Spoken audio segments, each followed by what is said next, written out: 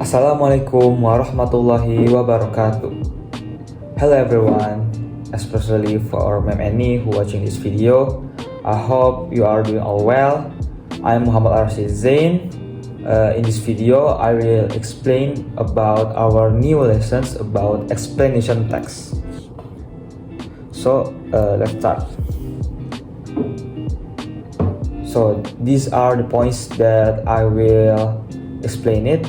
The first one is the definition, and the next one is communicative purpose, general structures, kinds and topic, language features, example text, and the last one is difficult words. So, what is explanation text? Explanation text is a text which explains or describes how and why a phenomenon happens. It includes both natural and social phenomena. Jadi, explanation text ini merupakan sebuah teks yang menjelaskan atau menggambarkan bagaimana dan mengapa suatu fenomena itu dapat terjadi. Itu juga termasuk dari natural dan juga fenomena sosial.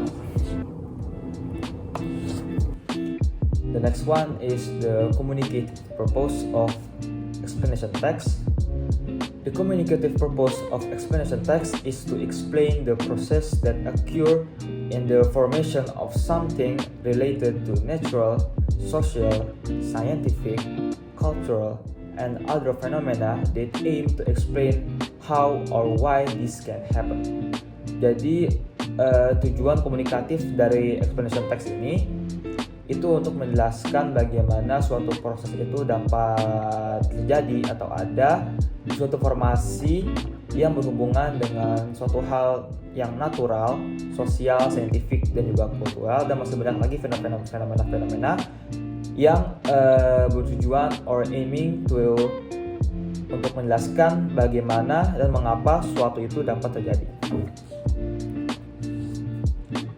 Next is the general structures of explanation text. So obviously, the first one is the titles, yaitu judul. Berupa judul apa topik yang akan dijelaskan. The second one is the general statement, yang berarti pernyataan umum, yang berupa penjelasan awal terhadap topik dengan informasi-informasi umum. Biasanya berada di paragraf pertama.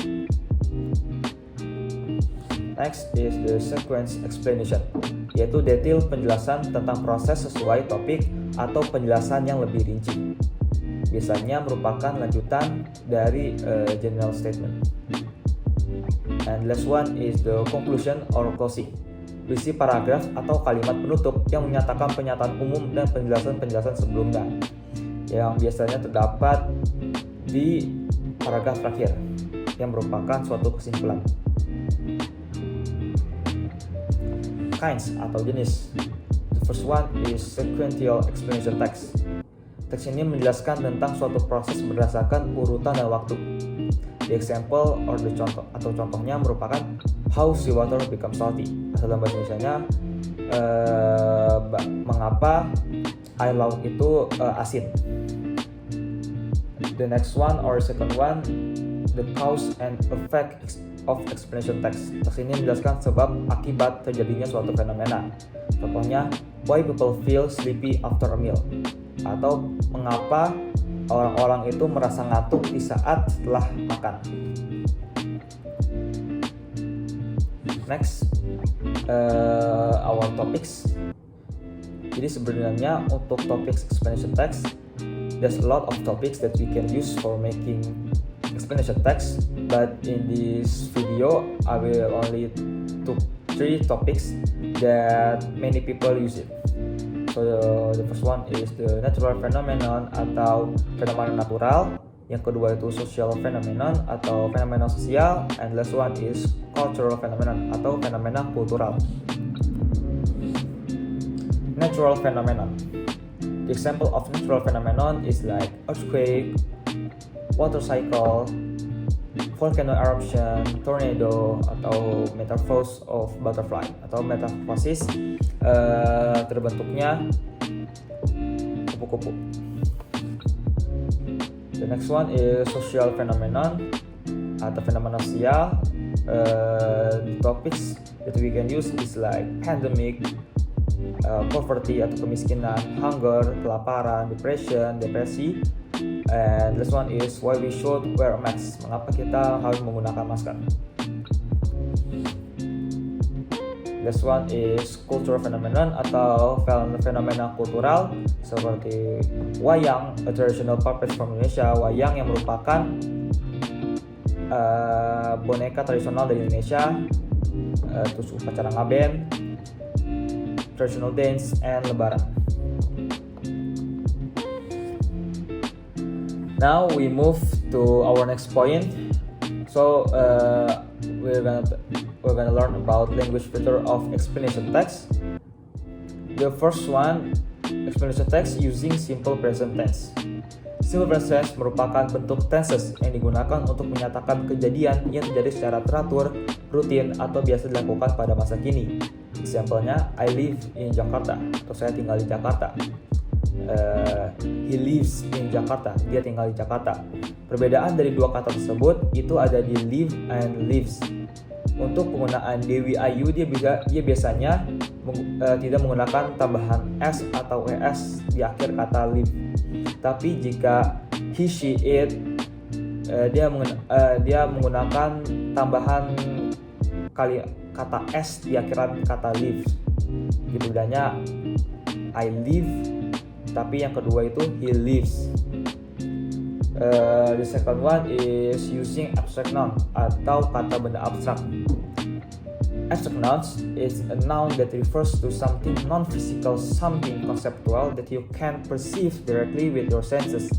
Jadi kata benda abstrak ini merupakan kata benda yang tidak berwujud dan juga tidak bisa kita rasakan dengan 5 panca indera kita.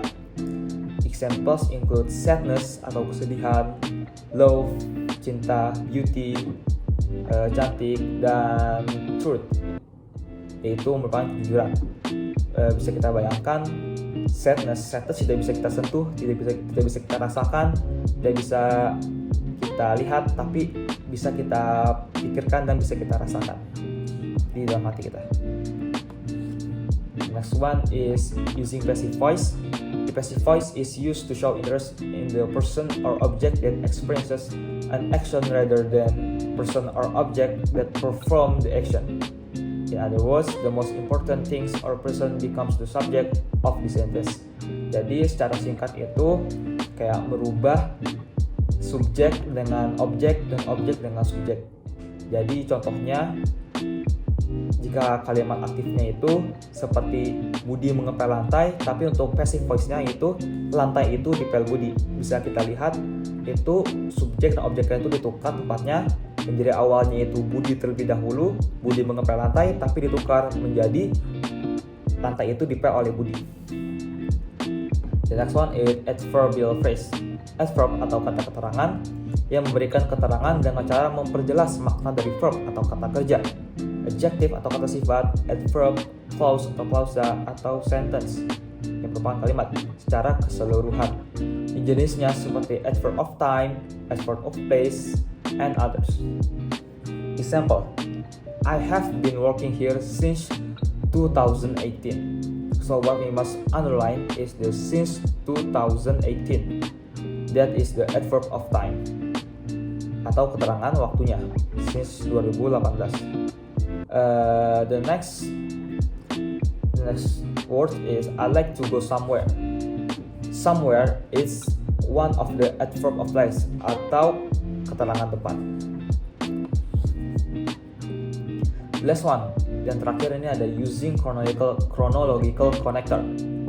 Chronological connector itu merupakan kata sambung yang digunakan untuk menyatakan urutan terjadinya peristiwa. Kayak first of all, pertama-tama, secondly, kedua, thirdly, ketiga, later, nanti, after that, setelah itu, and subsequently, atau kemudian. So, we come to the example of our explanation text. So, I'm choose the topics that talks about social phenomenon and I choose the titles of FOMO or Fear of Missing Out. Jadi ini merupakan teks yang saya buat dengan menggunakan topik dari fenomena sosial yang berjudul FOMO, Fear of Missing Out, atau ketakutan untuk ketinggalan akan sesuatu. Jadi ini merupakan teks secara keseluruhannya. Berikutnya saya akan menjelaskan berurutan sesuai dengan general strukturnya atau struktur umumnya. The first general strukturnya itu ada titles and general statement. The title is FOMO, Fear of Missing Out. The general statementnya is the first paragraph. So I will read it. Fear of missing out, or FOMO, is a modern social phenomenon driven by the constant exposure to curated highlights of other lives on social media. Jadi, fear of missing out ini adalah fenomena sosial modern yang didorong oleh paparan terus-menerus terhadap sorotan kehidupan orang lain yang dikurasi di media sosial. As individuals scroll through their feeds, they're bombarded with image and updates showcasing seemingly exciting events, travel adventures, achievement, and gatherings. Jadi saat seseorang menelusuri feed mereka dibombardir nih dengan gambar-gambar dan pembaruan yang menampilkan acara-acara, petualangan perjalanan, pencapaian, dan pertemuan yang tampaknya menarik nih dari orang lain.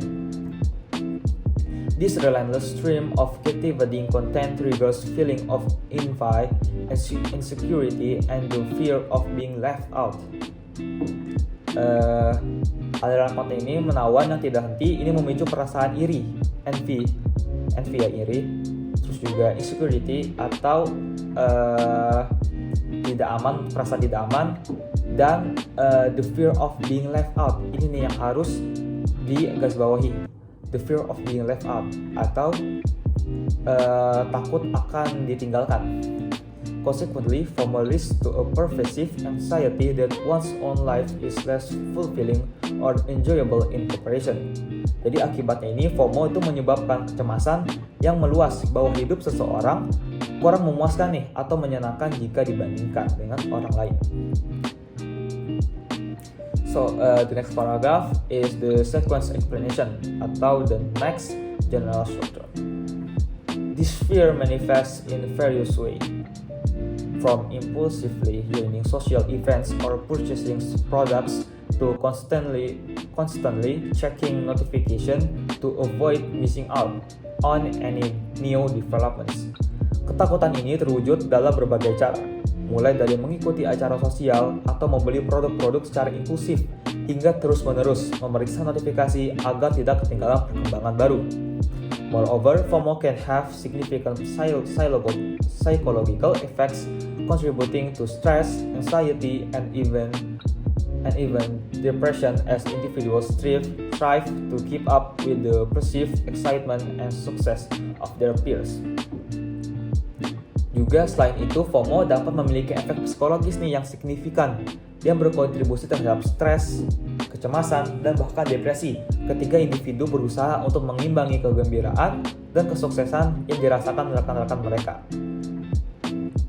The constant comparison to other lives portrayed on social media can lead to a distorted sense of reality and self-worth, overshadowing one's own accomplishment and blessings. Perbandingan terus-menerus dengan kehidupan orang lain yang digambarkan di media sosial dapat menyebabkan distorsi terhadap realitas dan harga diri kita, sehingga menutupi pencapaian dan berkah seseorang. And the last paragraph about conclusion and closing of the text. To combat FOMO, individuals are encouraged to cultivate mindfulness, limit time spent on social media, and focus on genuine connections and experiences rather than constant comparison and validation seeking online. Untuk memerangi FOMO atau fear of missing out, individu didorong untuk menumbuhkan kesadaran, membatasi waktu yang dihabiskan di media sosial, dan fokus pada koneksi dan pengalaman asli daripada terus-menerus membandingkan dan mencari validation seeking online atau validasi secara online. Nah, ini validasi secara online ini yang sering banget dilakukan oleh orang-orang zaman sekarang. Ultimately, Prioritizing self-awareness and gratitude can help individuals appreciate their own unique experiences and accomplishments, reducing the grip of FOMO on their lives. Jadi pada akhirnya memprioritaskan kesadaran diri dan rasa syukur dapat membantu individu menghargai pengalaman dan pencapaian unik mereka, sehingga mengurangi cengkraman FOMO dalam hidup mereka. Jadi di paragraf terakhir ini bisa kita lihat di kalimat pertama itu merupakan penyatuan dari seluruh penjelasan yang sudah dijelaskan dari paragraf-paragraf sebelumnya, dan juga ada kesimpulan dari seluruh teks tersebut. Selanjutnya yang terakhir, poin terakhir merupakan difficult words atau kata-kata sulit yang terdapat pada teks. In this video, I will take 5 difficult words from the text. So the first one is showcasing, yaitu merupakan menampilkan, anxiety atau kecemasan, impulsively yaitu dengan meruntuhkan gerak hati, captivating yaitu menawan, and last one is left out yaitu ditinggalkan. So thank you for your attention. Thank you for Mandy for watching this video. I hope you all enjoy it. Thank you.